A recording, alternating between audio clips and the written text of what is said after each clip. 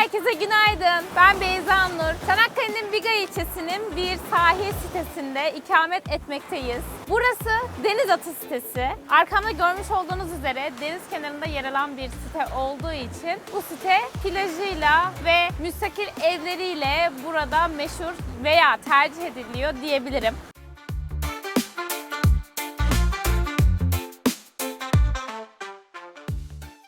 Burası bir sahil sitesi. Bu siteyi tercih edenler genellikle, hatta %95-99 diyeyim, yazlıkçı olarak tercih ediyor. Aslında yazın yerleşimi olan bir site. Pandemiden sonra burada yaşayanların, ikamet edenlerin sayısı oldukça çoğaldı. Ben de zaten pandemiden sonraki yıllarda burada eşimle evlenip yerleştim. Aslında ben de öncesinde yazlıkçıydım burada ailemle birlikte.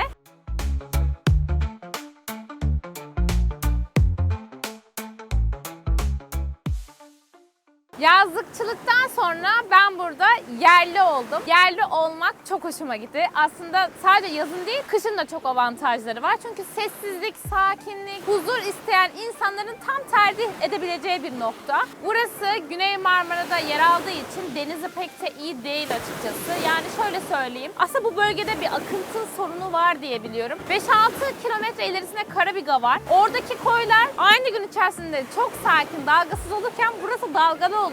Yani bir ayda 30 gün var ve biz burada 10 gün belki denize girebiliyoruzdur, öyle söyleyeyim. Yani şezlongların olması evet bizim için avantaj ama her zaman da deniz tercih edilmeyebiliyor. Çünkü gördüğünüz üzere şu an mesela iyi diyebilirim denize. Bu iyi hali.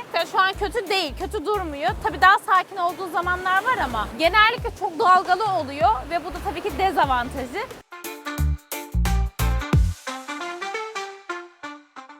Herkese merhaba arkadaşlar. Sitemiz aslında İsmail Akant adında bir denizci tarafından keşfedilmiş. Bu bölgeden sürekli geçerken buranın güzel bir havası olduğunu keşfetmiş. Kaz Dağları'ndan gelen iyotlu bir hava ve bu Marmara'dan gelen özel bir yer. 1950'li yıllarda hatta o kadar güzel ki havası, Fransızlar buraya bir hastane kuralım astım hastaları için diye bir proje bile düşünmüşler yani. Havası çok temiz bir yer. Bir kooperatif kuruluyor ve bu şekilde de sitemiz bugünkü halini alıyor. Plajında birkaç tane kafe de mevcut. Burada denize girenler içeceklerini ya da basit diyebileceği fast foodları buradan alabiliyorlar. Ya da dışarıdan gelen insanlar da aslında denize girebiliyor. Fakat buradaki şezlongları kullanma hakkı site sakinlerine verildiği için yani öyle bir hakları yok. Ama tabii kullandıklarında da bence kimse görmüyordur, kullanıyorlar diye Aynen düşünüyorumdur. Öyle. Fakat güvenlik açısından güvenlikli. Çünkü araçlarda HGS'li yani araç plaka tanıma sistemi var. Yabancı araçlar giremiyor siteye. Sadece marketini kullanmak için yaya olarak insanlar dışarıdan geldiğinde, çünkü sitenin içinde market, kafe bu tarz şeyler yer aldığı için bunları kullanma hakkı bütün insanların var. Onlar girebiliyor o şekilde alışveriş yapacakları zaman.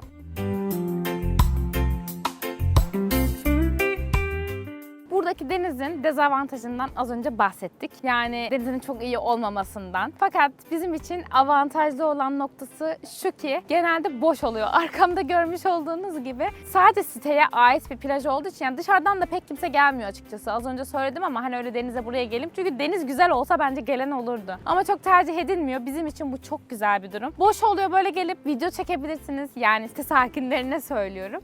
Onun haricinde çardaklar var burada. Denize sıfır, evinizden kahvaltınızı getirip kahvaltı yapabilirsiniz. Onun dışında teknesi olan insanlar var burada. Teknesiyle denize açılabiliyorlar ya da balık tutabiliyorlar. Burada şezlongların olduğu bölgede olta atmak yasak. Çünkü insanların yüzmesine engel olabiliyor. Fakat baştaki noktalarda 2 tane baş var. Sağda ve solda en başta oltayla balık tutabiliyorlar. Denize girenler için burada böyle belli aralıklarla duşlar da mevcut. Yıkanıp temiz bir şekilde öyle eve de gidilebiliyor. Yani aslında imkan olarak çoğu plajda bile belki yoktur. Soyunma kabini, duş olmayan bir sürü plaj var, halk plajı. Bu bakımdan bence avantajlı. Denizimiz ne kadar iyi olmasa da bence denizin varlığı bile yeterli ya. Ben seviyorum yani, arada bir girsem de yeter. Denizin olduğunu biliyorum. Denize sıfır oturuyoruz. Bu benim için mutluluk. Güzel manzara oluyor. Güzel kahve içiliyor. Evet. Yani evi 2 katlı olanlar zaten 2. kattan direkt denizi görebiliyor. Hatta ve hatta birazdan size göstereceğiz. Şu an çok da güzel gözüküyor. Adalar manzarasını da görebiliyor.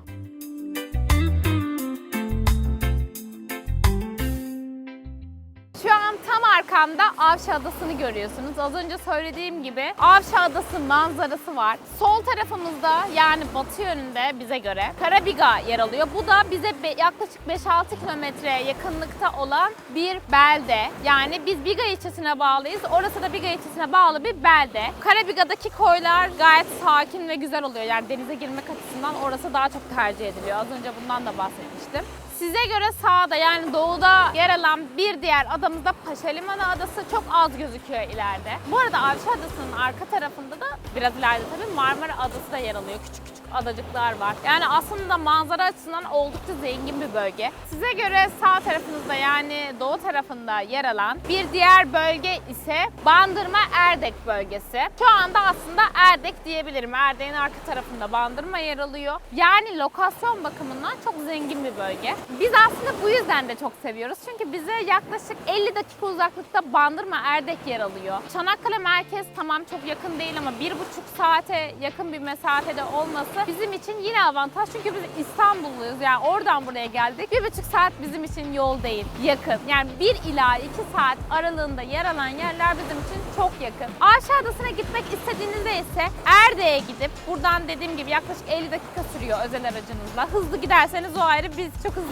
tercih etmeyenlerdeniz. Yaklaşık 50 dakikada Erdek'e gidip oradan feribota binip Avşa'ya geçebiliyorsunuz. Biz geçen yıl bunu yapmıştık. Çok da keyif aldık. Geçen yıl ilk yıl dönümümüzü kutlamak için biz Avşa Adası'na gitmiştik. Biz böyle özel gün kutlamalarında daha çok gezmeyi tercih ediyoruz. Gezen bir çift olduğumuz için bizim için bahane olsun, gezmek olsun. Buradan aracımızla Erdek'e gitmiştik. Oradan da feribota bindik. Avşa'ya gittik. Bir günde Avşa'da konaklamış olduk. Orada moped kiralamıştık. Mopedle adada tur attık. Bayağı keyif almıştık açıkçası. Ama tabii ki çok güzel bir adaydı diyemeyeceğim. Yani çünkü daha güzel adalar gördük. Biz Bozcaada'ya gittiğimiz için Avşa Adası'nı çok da beğenemedik. Avşa'nın birazcık küçük olduğunu düşünüyorum ben. Sen ne diyorsun? Evet, biraz küçük ve çok da gelişmemiş diyebilirim. Yani şöyle tamam imkanlar yine var ama ben Bozcaada'ya göre kıyasladığımda ya da İstanbul'daki adalara göre kıyasladığımda açıkçası bazı eksik yönlerini fark ettim. Bence konaklamak için daha gelişmiş otel olabilirdi ya da işte kiralık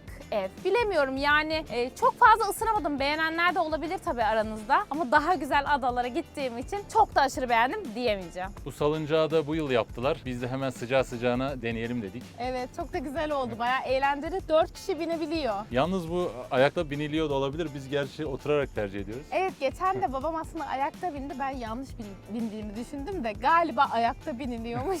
Bence de. Bir de benim diz ameliyatı olmuştum ben zamanın birinde. O yüzden de biraz daha dikkatli olmaya çalışıyorum. Sağımızda ve solumuzda 2 adet site yer alıyor. Bu sitelerden sağımızda yer alanın adı Engin Kent, solumuzda yer alanın ise Nef sitesi. Engin Kent sitesi bizim siteyi andırıyor fakat bizim site kadar gelişmiş bir site değil.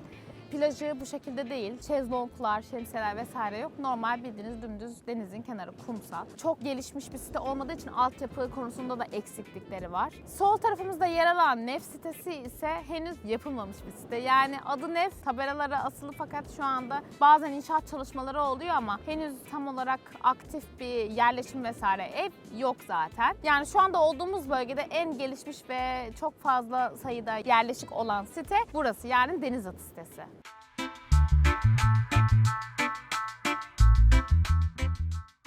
Sitemizin plajında plaj voleybolu ve basketbol sahası da yer almakta. Arkamda görmüş olduğunuz üzere voleybol filesi ve basketbol sahası var. Burada eğlenmek isteyenler çok rahat topunu alıp gelip burada eğlenebilir. Denize karşı çok keyifli oluyor. Ben de ara ara geliyordum, topumu alıp basket atıyordum. Kendi kendime eğleniyordum. Bence bu da güzel bir şey, yani manzara eşliğinde sporda yapabilirsiniz.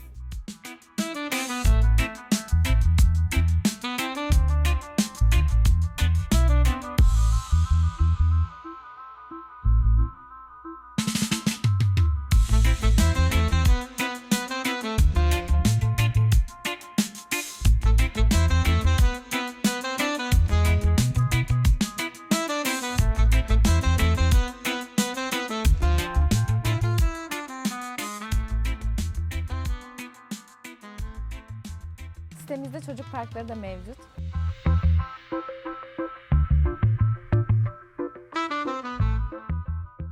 Belli mesafe aralıklarla evlerin aralarında böyle parklar yapmışlar ve çocukların aktivitede bulunması için gayet güzel bence. Sitemizin en büyük parkı burası aslında. Küçük, irili ufaklı birkaç tane daha park var. Merkezdeki park diyeyim, site Merkezdeki merkezinin park parkı burası. büyük, daha büyük evet. Sitemizin merkezinde futbol sahası, tenis kortu ve voleybol sahası da mevcut. Aynı zamanda spor parkı da yer alıyor.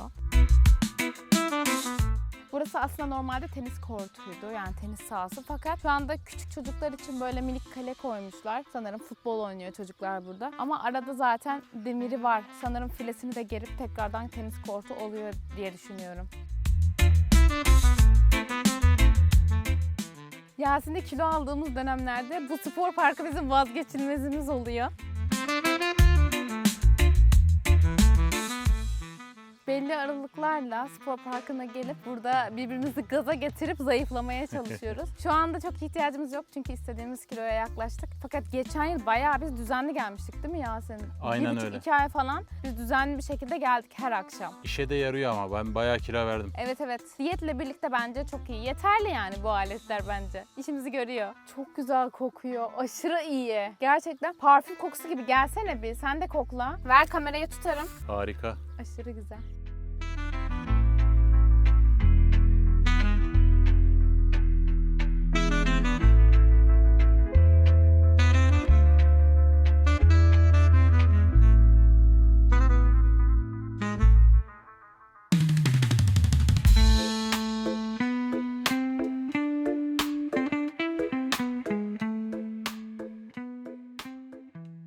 Site yürüyüşümüze devam ediyoruz.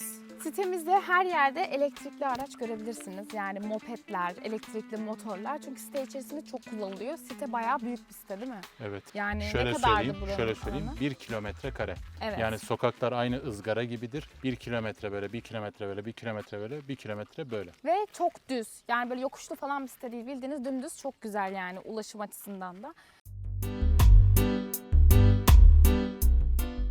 Sahilde bazı ev sahiplerinde tekneleri var. Birkaç tane, yani 5-10 kişinin teknesi olduğunu biliyorum. Yani öyle balıkçılığa da çıkıyorlar burada. Zaten denizin kenarında da bahsetmiştik bundan. Orada tekneleri olan Evet. insanların olduğundan. Yollar toprak yol gördüğünüz gibi. Evet, sadece sitenin ortasındaki yol asfalt. Onun haricinde insanlar doğallık sevdiği için, genelde İstanbullu burada evlerin sahipleri, yazlıkçı oldukları için böyle doğallık seviyorlar. Ama biz kışın oturanlara da zor oluyor çünkü çok toz geliyor eve. Aslında Yollar böyle yazın da olduğu toz geliyor, kışın da toz geliyor. Evet. Yani araba zaten sitede, arabanın azami hızı 20 kilometre.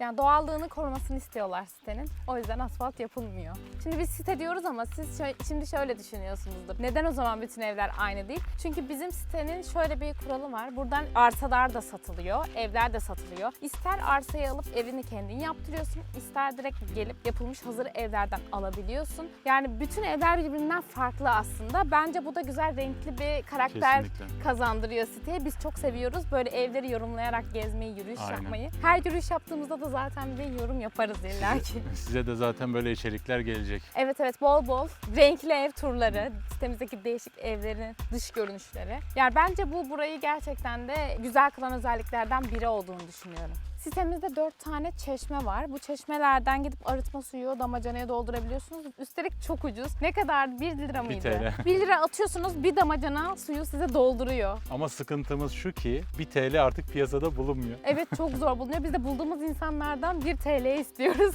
Ben kağıt para verip 1 TL alıyorum. Evet. Arıtma suyu olduğu için herkes tercih etmeyebiliyor. Hatta biz de bazen yakınlardaki köylerden gidip doğal kaynak suyu alıyoruz. Ama suyumuz bittiğinde direkt hemen buradan doldurabiliriz yani çok uygun fiyata. Şehirdekiler bayağı yüksek miktarda paralar veriyorlar sulara. Sitenin belli bölgeleri yeşil alan olarak korunmakta. Yani bu bölgelere asla ev yapılamıyor, arsa olarak satılamıyor. Bu da oksijeni korumak için, yani ağaçları kesmiyorlar ve arsa satışı olmuyor yani o bölgelerde, yeşil olarak kalıyor. Sitenin belli bölgelerinde de meyve ağaçları bulunmakta. Bu meyvelerden istediğiniz gibi yiyebiliyorsunuz çünkü zaten kooperatif, yani ortak mal, ortak alan olarak geçiyor. İstediğinizde dalından meyveyi koparıp yiyebilirsiniz. Dut ağaçları var, başka ne vardı? Armut falan da mı vardı? Senin Vallahi daha ben- iyi bilmen gerekiyor. Benim daha iyi bilmem gerekiyor Senden ama daha eski. benim daha iyi bilmem gerekiyor ama ben işte hiç meyvelere falan gidip pek iltifat etmediğim Annem için. çok görünce toplar, çok seviyor. Yani öyle de dalından meyve de yiyebiliyorsunuz. Bayağı doğal bir hayat yani.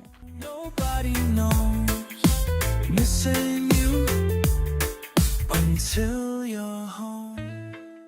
Babamlara geldik ve kahvaltıya davetliydik. Şimdi karnımız çok acıktı. Kahvaltı yapacağız. Videonun sonuna geldik. Diğer videolarda görüşmek üzere.